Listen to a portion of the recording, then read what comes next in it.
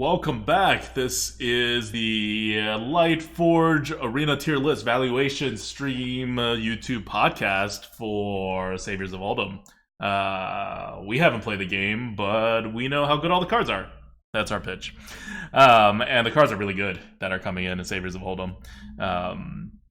So yeah, we're on Paladin now. We're going in the order this time based on HS Replay's current stats. And Paladin is number 3 in the arena right now because they have some returning cards that are kind of insane.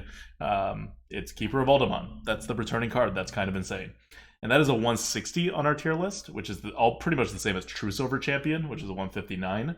And that is like the top range of Paladins before Saviors of Uldum comes in. Saviors of Uldum is not going to beat that. So we looked at like Rogue, for example, which had like a 170 in Sap that wasn't beat, and then we looked at Hunter, which had like a 150 in Savannah Highmane, and that was beat 3 times in Saviors of Uldum.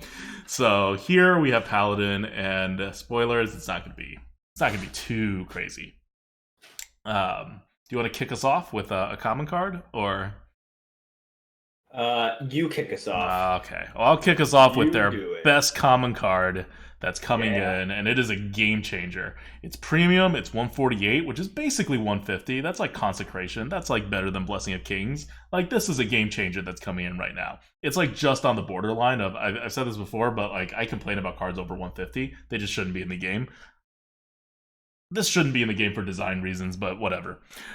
Subdue, 2 mana. Set the minion's attack and health to 1. Why did they give Paladins like a polymorph? Because Polymorph was clearly not good enough at 4 mana. Polymorph is only a 152 in Mage. So, to their credit, right, the algorithm thinks that they have valued Subdue correctly at its mana cost for what it does as compared to Polymorph. They are both 150. It's because they're Polymorph, like the transform effect, it is very relevant a lot of times, you know? Mm-hmm. It is. But Paladin shouldn't be able to do this. That's the part that makes no sense. So it makes no sense. Anyways. So yeah, so Subdue, like, you may think, like, if you just look at it and you don't know Polymorph exists, you may be like, oh, I guess this is an okay card. If you know Polymorph exists, you may be like, wait, that's wrong. This should be 4 mana, maybe 3. Why is this only 2 mana? But the algorithm calculates all the effects that could possibly be on the target that you want to remove, including any death rattles, including taunt, which is a good thing to remove, including like reborn, you know, all that fancy stuff. And you know, including stuff that hides behind a taunt, right? If you polymorph it, it's gone. It doesn't, its ability doesn't do anything. If you subdue it, it's still there. So a lot of the things you actually want to remove, Subdue doesn't do a great job of it. And then some portion of that, it'll do a great job of it, but you have to have something on the board first or some other way to like deal that 1 damage, whereas Polymorph doesn't need it. So, I don't know, good job Blizzard for valuing it the same as Polymorph. Bad job for letting Paladins hard remove. Like, I will say, WTF. They avoided the doomsday scenario as well by placing this in the top of the first bucket. So this is in the top of the first bucket. It is. That's pretty nice. But it deserves to be in the top of the first bucket. That's where Polymorph is. It does deserve, right. So, because this is not only a good card, it is problematic. Whenever you're giving classes something that kind of breaks the rules of what they should have, if you print it, you kind of have to put it extraordinarily high, right? To minimize its effect. So they did that, at least. Okay. Well, flavor-wise, still weird for Paladins to hard remove. Just not good. Now you'll just be angrier when it's right. That's kind of the thing. Overall power, though, it's like it's right in line, right? Like what's in the top bucket? That's like True Silver, Consecration, and Blessing of Kings. Like this is right there with them. I will warn you guys, though, that according to Tarot's sheet, which if you guys are curious about all the buckets, we are reading them off right now from Tarot's sheet on Arena HS. So you can go to Arena HS subreddit and look yourself as well. Keeper of Uldum is actually lower than Subdue. It is in like bottom of the first, maybe top of second, or bottom of second. So around that area, like probably top of the second bucket. God, I know, why? Which means it is a value pick. Why? So if you Yeah. guys are wondering, top of the first bucket means it shows up half the amount of time it normally does, and that it'll always be lumped in with the best cards that the class has to offer. That's where Mhm. your flame strikes, your true silvers, that kind of stuff are. Yep. So, Uh, hey, look, at least we don't have like Keeper of Uldum in the second bucket and Subdue in the fourth bucket or something, yeah, well, Keeper of Uldum right? is more broken than Subdue, so take that for what it's worth. Anyway, moving on from Subdue, other good Paladin cards are coming. Ancestral Guardian's coming. Ancestral Guardian's a 140, still super premium. It is a 4 mana 4/2 Lifesteal Reborn. So 4 mana 4/2 Reborn is not the biggest deal. It's really good tempo though. And remember, there's a valley. This is the whole hollow in the middle thing that's happening with this meta. There's not a lot of good 4 drops. This is a really good 4 drop. On top of that, it will also heal you up if you play later in the game. It's just kind of got a lot going on. So I will say this about Ancestral Guardian, okay? Merps the hater looked at this card during the tester. So you notice didn't say anything about this card Mm-hmm. because at first, when I was jotting down my notes and then I was going to report to you, I wrote down WTF Ancestral Guardian. Wait, I could kind of see how this is good. Like within the span of a few seconds, I was like, WTF is wrong with the algorithm. Oh, wait, it's actually okay. um, Lifesteal is really relevant, first of Mm-hmm. all. It's really relevant. And then I immediately think, I'm like, Cursed Disciple is a pretty freaking good card, right? Like a 4 mana 5/1 that spawns another 5/1. And I'm just like, that doesn't have lifesteal. Mm-hmm. The attack for this isn't as high, but I'm like, This is gonna heal you for like 10 this is health. gonna heal you for a shit ton of health. So I can kind of see it within the span of like 5 seconds and me typing in the hangouts that this is broken. I immediately changed my mind. I'm like, okay, I can kind of see it. I guess it's okay. It might still be a little, like a smidge higher than I want it to be, but I'm like, maybe I'm just unnecessarily hating on it, and I let it go. I was like, okay, all right, simmer down, Merps. I think this is okay. You'll be happy to know this is in the fourth bucket. Oh, wonderful. Wonderful. So it's going to be a value pick, guys. This is going to be a nice value pick for you guys. Yeah. And I never want to face paladins as a hunter. Yup. That will ruin all of your Never. plans right there. Yeah. Um, on top of that, if you notice all of these cards, this is just commons, by the way. I don't even put rares and stuff in here. This is 6 cards back to back to back as your top 4. Wow, we'll take Hammer of Wrath away. 5 cards that are all super premium, all common, and all at 4, which is a weak spot in this meta. So Paladins are in a very good position.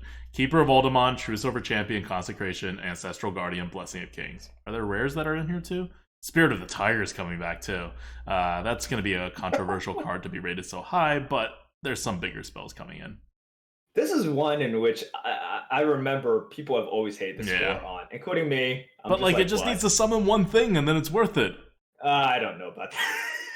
It just needs to summon one thing. Oh, And it's God. stealth and you can buff it. I love that card. Anyway. Guys, yeah, okay. That's for another For another discussion. day. A discussion that we've already had. Sand Wasp Queen, 2 mana 3/1. This is a new card. It is a beast. It has a battle cry. It is common. The battle cry says add 2/2/1 Sand Wasps to your hand. So 2/1 Sand Wasps are a lot better than the 1 mana 1/1s you get from so many other stuff. These are like kind of legit 1 mana cards. And Yeah. it's a 93. So kind of legit, only gets you so far when your main body's a 3/1. Also, kind of legit, doesn't do much when it's in the top of the second bucket. Oh my god, really? Yeah. There is also a chance, according to Tarot's sheet, it is in the bottom of the first bucket. Okay, well, I wasn't very excited to play with this card anyway, and now I won't. And whoever I play against this card will either have the most synergized 1 health minion deck. This is a new Paladin thing, 1 health. Or they will lose to me really badly. Alright. Well, So much for that. Keep in mind, we do rate this better than a Bloodfront Raptor. Raptor's at 89. Sand Wasp Queen's at 93. So just like all the 2-drops are kind of like down in this meta. So Yeah, so if you guys are curious, and people are like, wait, this should be a lot better than 93. This isn't the old 93, yeah, right? This is the new 93. Saviors of So, Uldum on 93. I mean, Saviors so of we Uldum. yeah, we definitely rate this better than a Raptor. It's just Raptor really sucks now.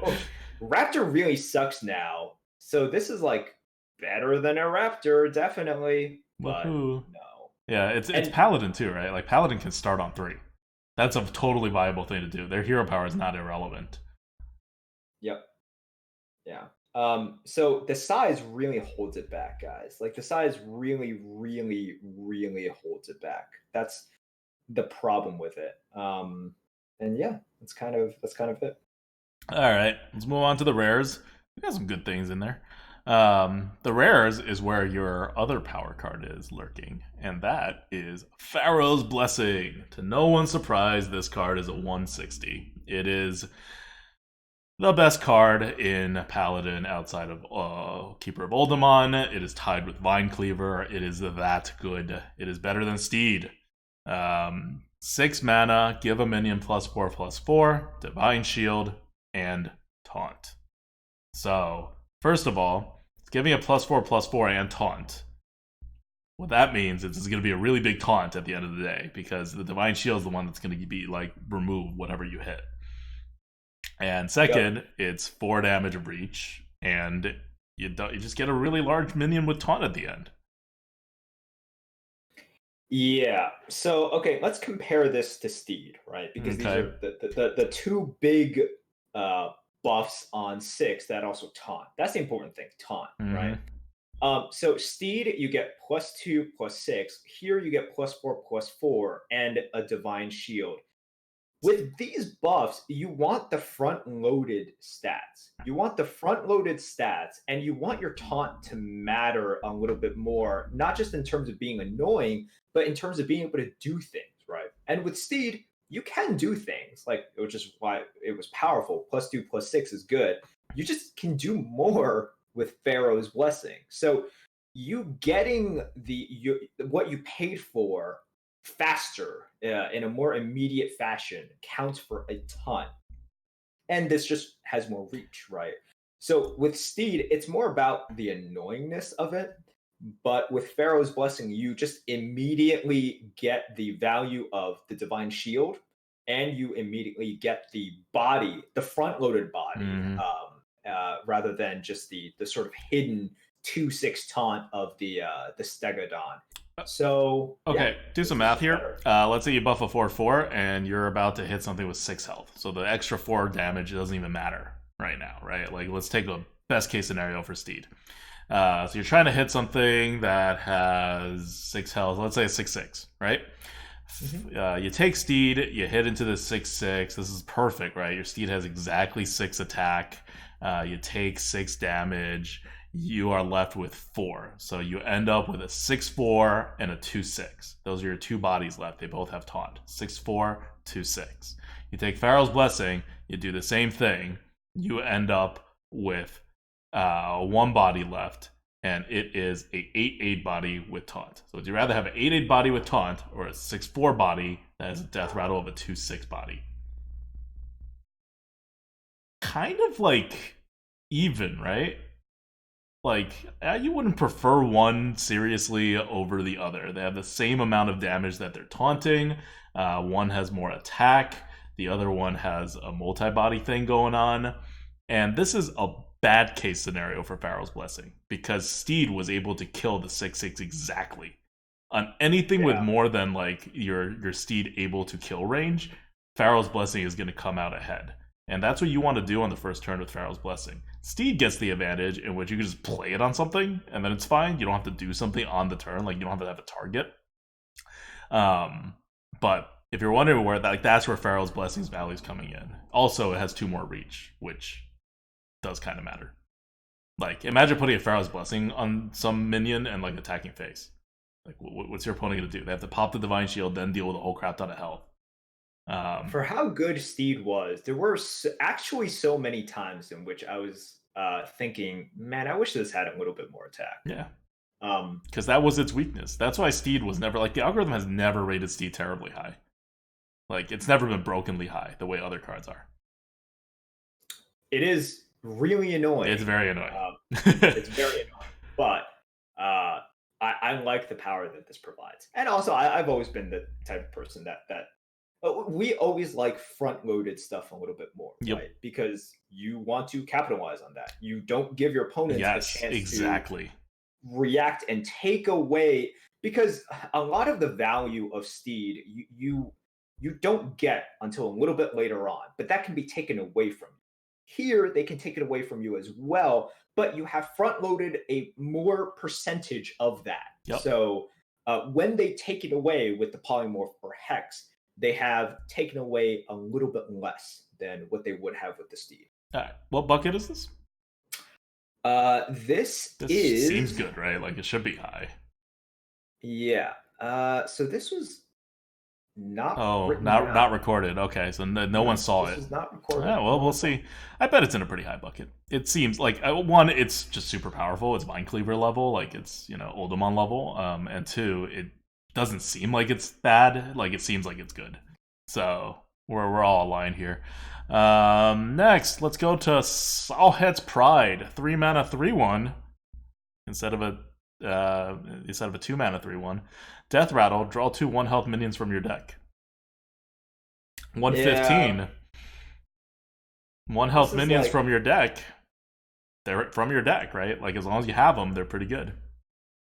Yeah, it's not terrible. This is a 5th bucket card. Yep. I mean, this is not out of place in the 5th bucket. This is about right for the 5th bucket. You do have to have the deck for it, but once you do, because the good part about, and this is what the algorithm does very well, it knows how big 1-health like minions and stuff are, and once you take them out of your deck, your remaining draws are going to be improved, and it factors all of that in. So a lot of this value actually is just making your draws slightly better going forward. Yep. So people seem to be confused on, they're like, wait, why is this card better than the thing that gives you 1 mana, 2/1s? Yeah. If you, because you're not putting 1 mana 2/1s into your deck. Yeah.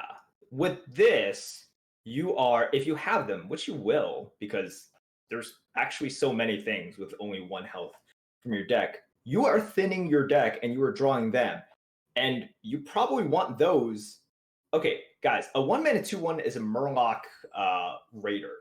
Those are not that high. What you are drafting is probably better than Murloc Raider, first of all. So you're drawing better cards, like significantly better cards. You're getting like that Scar Crusader. You're getting better things.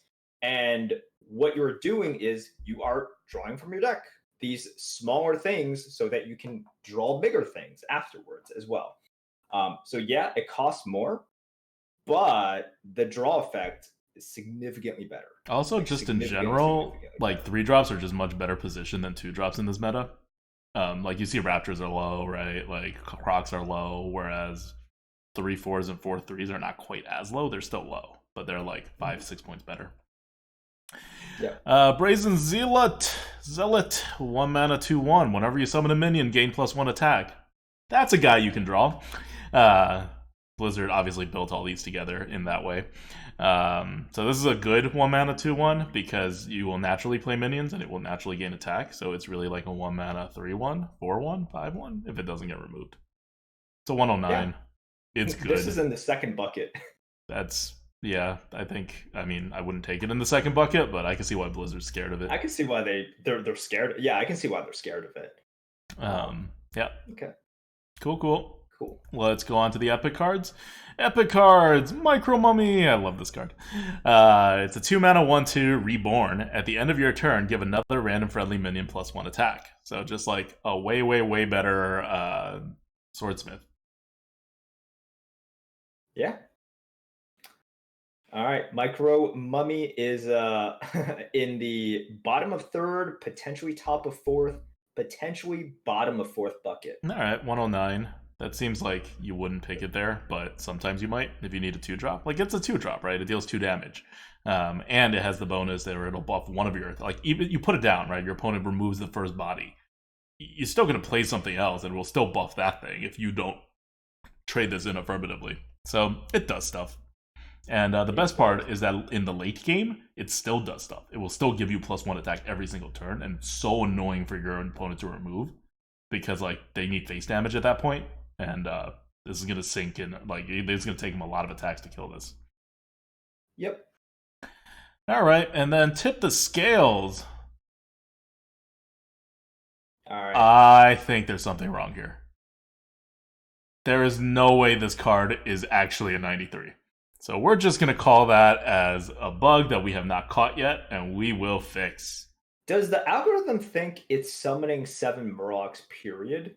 No, it would be way better than that, I think, if it was doing that. Maybe It should, not. right? Maybe not even. That would be insane, actually. I think if it just summoned 7 Murlocs, period, the Murlocs would just all synergize with each other and Murgle out.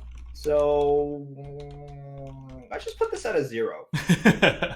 Yeah, I think we can just put it at a 0. This is not a 93. I wonder what the input error was. Guys, now you've seen the process, the very scientific process. Majesta ALC says, on average, you will have like 1.2 Murlocs. Well, someone's done the math, and 1.2 Murlocs for 8 mana is not good. So good. Okay, so let's move on to Legendaries, or one Legendary. It is Sir Finley of the Sands. He is a 100. He is a 2-mana 2/3. If you have no duplicates, discover an upgraded hero power. Cool. It does stuff. Your upgraded... You could discover any kind of upgraded hero power, so you could do some fancy stuff. Otherwise, he's like a solid croc. Cool. This power is not good enough that you would not play him on 2 if you like can, and you don't have other options. So just remember that. Hero powers are quite good. Yeah, but it's still not good enough for you to forego a 2-drop. It's also like, because we did the math on this, it's also not like so good that you want to go too far out of your way in your like drafting for him. Yeah. So that's the problem with this card. Like, you're actually going to like at some points be like, maybe I'm comfortable with one thing, like, you know, maybe not. Like, it's weird. Right. That's the problem with it. It's like, would you want to go Highlander for Zephyrus? Yes. Would you want to do it to get an upgraded hero power? It's like, I don't know, maybe, kind of. Yeah. Like, remember, if you go Highlander, by passing all these misbucketed cards on your second copies, you're going to lose value on every game, not just the games in which you draw Sir Finley and play him. Yeah. So, guys, also remember, because I'm seeing this comment a lot, they're just like, well, it's also a decent 2-drops. Remember, we don't think very highly of 2-mana 2/3s. Yeah, they're like 83 right now. Yeah. This is not the meta currently where 2-mana 2/3s are good. 2-mana 2/3s aren't going to do much for you during the next meta. So, you know, we do give this some credit because upgraded hero powers are good, but meh. All right, that's Paladin. It's going to be really annoying to face. They have some high-powered stuff. I'm glad Subdue is in the top half of the first bucket, though. That's nice. How do they even know it's in the top half of the first bucket, though? Like, how can you observe that? What? Subdue. Because, like, you can only observe a mixed first and top half bucket, right? And so... Yeah, well, this is... so, sorry. It's either top of the first or the bottom. Oh, okay. Well, that's a big difference. It's probably the bottom of the first, then. Because I don't think they'll put it in the top of the first immediately. So, okay. So, Subdue, probably bottom of the first bucket. Still... Like, that's not a terrible place to put it. All right, that's it for Paladin. I think it'll be pretty damn powerful right out of the gate, and we'll probably get a nerf. The thing with Paladin is that it will never be good for good players in the arena, Paladins, because it's so easy to play. It's so straightforward as a class generally that the average players will bring it up to the point that it will get nerfed. Like, you need some serious cards that require, like, a lot more skill that average players don't use very efficiently, or like very different drafting patterns to achieve success for paladins to ever be like a good class under the current ways of how they do arena. Yep. But in the beginning, right before they do this adjustment, before they nerf hunters to the ground and paladins to the ground, paladins could be quite good. Probably. All right. That's it for our Paladin analysis. Next up is Mage. I want to give a shout out to Arena Drafts, which you'll see on our channel when we play. You see on Shady's channel, you see on some other streamers' channels. They use the Lightforge tier list, and it helps collect data for bucketing. So please use that in the beginning. I don't know how long it takes Blizzard to get us the bucketing data. Sometimes it's immediate, and sometimes it takes a while. But it would just be nice for us to have it, and also to support ZD Man in arena drafts. Yeah, it's also just helpful for you to have the Lightforge tier list numbers right in front of you, because I mean I don't even know all these numbers, right? We recenter things in every meta, so things kind of move around a lot. So even old cards, you think you know the number, it's probably a totally different number by now. I mean, they're all adjusted down basically to make room for Savior's super OP cards. But yeah, that's Arena Drafts, and also thank you to everybody who's watching right now, all of our Twitch subs, all of our Twitch viewers, and if you're watching on YouTube, thank you for watching as well, and people who are listening on the Lightforge podcast. Anyone else? Anything else, Merps, before we move on? No, that's it. Let's keep on keeping on. It's Mage time next. See you guys. Mage. See ya.